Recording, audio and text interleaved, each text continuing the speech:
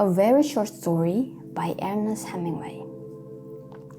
One hot evening in Padua, they carried him up onto the roof, and he could look out over the top of the town. There were chimney sweeps in the sky. After a while it got dark, and the searchlights came out. The others went down and took the bottles with them. He and Luz could hear them below on the balcony. Luz sat on the bed.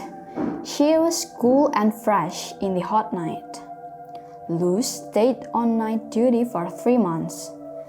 They were glad to let her.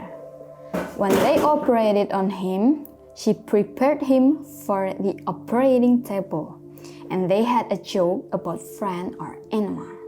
He went under the anesthetic, holding tight onto himself so he would not blab about anything during silly talky time.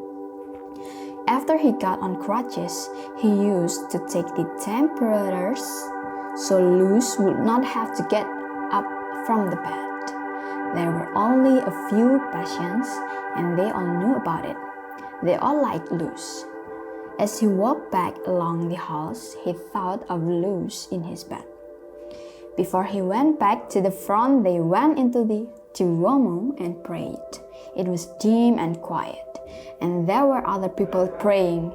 They wanted to get married, but there was not enough time for the banns, and neither of them had birth certificates. They felt as though they were married, but they wanted everyone to know about it, and to make it so they could not lose it. Luz wrote him many letters that he never got until after the armistice.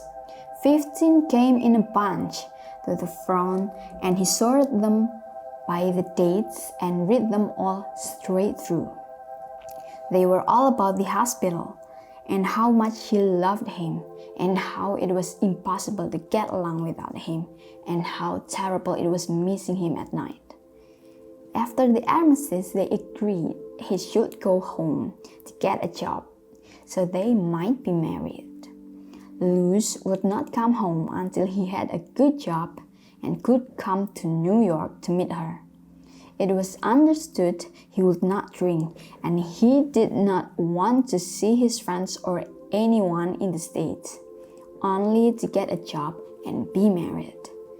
On the train from Padua to Milan, they quarreled about her not being willing to come home at once. When they had to say goodbye in the station at Milan, they kissed goodbye, but were not finished with the quarrel. He felt sick about saying goodbye like that. He went to America on a boat from Genoa. Luz went back to Pordenone to open a hospital. It was lonely and rainy there, and there was a battalion of Arditi quartered in the town. Living in the muddy, rainy town in winter, the major of the battalion made love to Luz, and she had never known Italians before, and finally wrote to the States that theirs had been only a boy and girl affair. She was sorry, and she knew he would probably not be able to understand, but might someday forgive her and be grateful to her, and she expected, absolutely unexpectedly, to be married in the spring. She loved him as always, but she realized now it was only a boy and girl love. She hoped he would have a great career and believed in him absolutely. She knew it was for the best. The major did not marry her in the spring or any other time.